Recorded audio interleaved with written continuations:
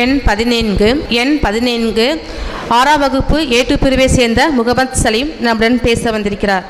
தலைமை ஆசிரியர் அவர்களுக்கும் ஆசிரிய பெருமக்களுக்கும் மாணவர்களுக்கும் என் அன்பார்ந்த வணக்கத்தை தெரிவித்துக் கொள்கிறேன்.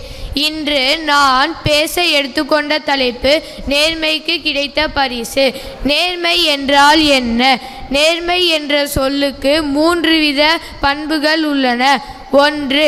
எக்காரணத்தை கொண்டு பொய் பேசாமல் இருப்பதுதான் நேர்மை. 2. வெளிப்படையாக பேசுவது. 3. உண்மையை மட்டும் பேசுவது.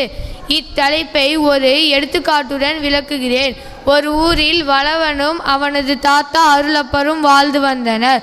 தாத்தா ஒரு பூச்செடி வியாபாரி. அவருக்கு எழுத படிக்க தெரியாது. வளவன் உதவியாக இருப்பான். ஒரு நாள் தாத்தா அரண்மனைக்கு சென்று பூக்களை கொடுத்தார். அவர்கள் பணம் கொடுத்தனர். மாலை வளவன் பணம் எண்ணி பார்க்கும்போது 2 பொற்காசுகள் அதிகமாக இருந்தது என்று தாத்தாவிடம் கூறினார். தாத்தா அதிகமாக உள்ள 2 பொற்காசுகளை அவர்களிடமே கொடுத்துவிடு என்றார். வளவன் அரசபைக்கு சென்று தாங்கள் பணம் கொடுத்ததற்கு 2 பொற்காசுகள் அதிகமாக உள்ளது. அரசர் வளவனின் நேர்மையை பாராட்டினார். அரசர் நம் நாட்டில் உள்ள அனைத்து சிறுவர்களுடைய நேர்மையை சோதிக்க எண்ணினார். குழந்தைகளுக்கு மட்டும் ஒரு போட்டி வைத்தார். அதில் வளவனும் பங்கேற்றார். போட்டியின் விதிமுறையை அரசர் கூறினார். அனைவருக்கும் ஒரு விதை தரப்படும். 3 மாதங்களில் யாருடைய செடி வளர்ச்சியாகவும் செழிப்பாகவும் உள்ளதோ அந்த செடியே வெற்றி பெற்றது என்று கூறினார். அனைவருக்கும் ஒரு விதை தரப்பட்டது. வளவன் அந்த விதையை வாங்கி கொண்டு ஒரு மண்பானையில் வைத்தான். அதில் தண்ணீர் ஊற்றி நன்றாக பார்த்து கொண்டார். ஆனாலும் அவன் செடி வளரவில்லை என்று தாத்தாவிடம் வருத்தத்துடன் கூறினார். சில விதைகள் வளரும், சில விதைகள் வளராது என்று கூறினார். எப்படி உள்ளதோ அப்படியே எடுத்து செல் என்று தாத்தா கூறினார்.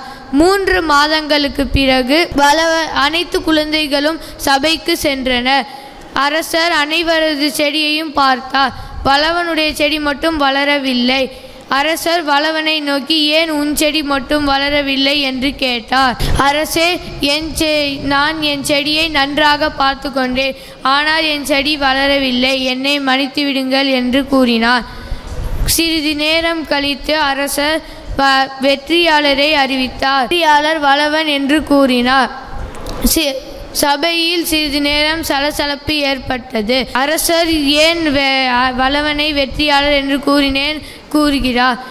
அவர் கொடுத்தது வேக வைத்த விதை. அது எப்பொழுதும் வளராது. மற்ற குழந்தைகளுடைய விதைகளை பெற்றோர் மாற்றி வேறொரு செடியை வளர்த்திருக்கிறார். வளவன் நேர்மையை பாராட்டும்படி வெற்றியாளர் என்று அறிவித்தேன்.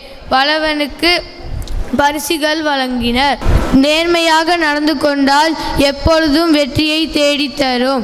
நேர்மையாக வாழ்வோம். நன்றி, வணக்கம். நேர்மை என்பது அனைத்து வெற்றிக்குமான அஸ்திவாரம் என்று தன் குட்டி கதையால் நேர்மையை பின்பற்ற ஊக்கம் கொடுத்த முகமது சலீமுக்கு நன்றி.